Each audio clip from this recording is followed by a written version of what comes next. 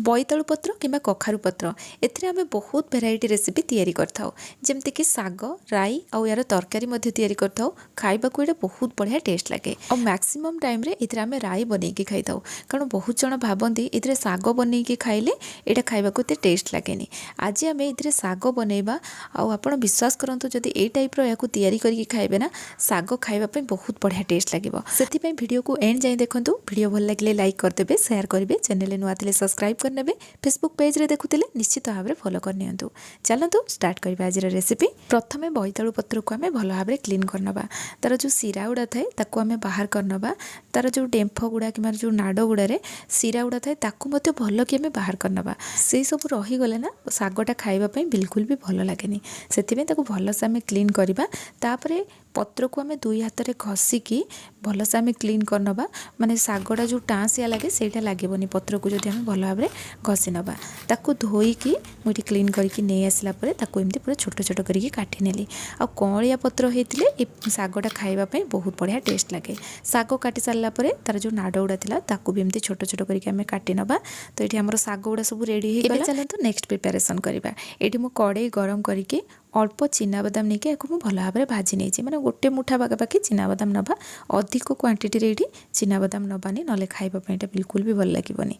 तो चिनाबादाम को भाजिके बाहर कलापर ये आम सोरिष तेल आड करवा आ तेल ये भल भाव में गरम हो जाए आम हाफ छोट चामच सोरिष आड करवा ताकू तेल रे भल भाव में चल सारापर ए दुईटा सुखिला लंका आड कली आ गोटे बड़ साइज पियाज को छोट छोट काटिक मुझे आड कर रसुण अल्प ये काटिक आड कर कटा रसुण आड करें कि रसुण को छेचिक आड करें।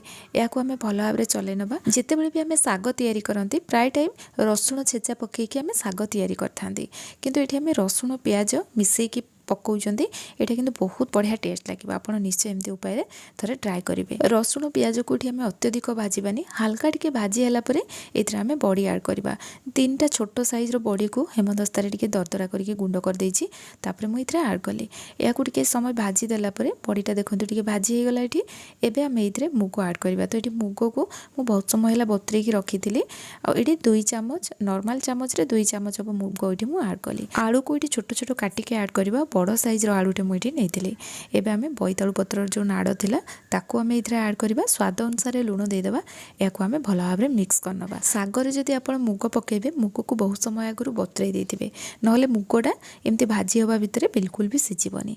या आम कभर करी सिझेबा भल भाव में गैस रो फ्लेम लो करिकी कारण मुग आलू ये सब जिनस पकईचंदी ना सिझाइबा टिके टाइम लागिबो सेथिमे ताकू आम कभर करके आम सिझेबा। एठी मु मुग को चेक करथिली एटा सिझिनी आ ए सब जिनस सिझी सारा आम सागटा पकईकी पुणी ताकू कि समय सिझेबा जेहेतु ये सागटा पूरा कौड़िया अच्छी ना सिझापी अधिक समय लगेनि से आलू मुग सब पकईचंदी ना या आम भल से सिझे सारिकी सागटा पकेबा। तो ये मो मुग को पुणी चेक करथिली ये देखो बहुत बढ़िया से सिझी जाइए मैंने हाथ में प्रेस कले मिसी जाऊँगी। एबे आम ये साग पकेबा और या भल भाव में मिक्स करनबा। ये बोईतालु साग पकई सारापर ना या कभर करी आम सिझेबा कारण ये सागटा सिझापी टिके समय लगे। तो ये जो प्रोसेसटा आम ये कले आपड़ ये टाइप करके ये सोरिष बटा देकी भी या तैयारी करें कारण बहुत जनकर सोरिष बटा देकी बोईतालु सागटा तैयारी कले खाइबापी बहुत पसंद आसे। तो ये सेम प्रोसेस रहिबो केवल चिनाबादामटा को आप ये आड करेंगे ताकू स्किप करेंगे आ प्रोसेस पूरा सेम रहिबो आ ये बहुत टेस्टी लगे बेसर पकईकी तैयारी कले भी। तो ये सागटा भी आप उपाय तैयारी करेंगे बादाम पकईकी ये भी बहुत बढ़िया टेस्ट लगे।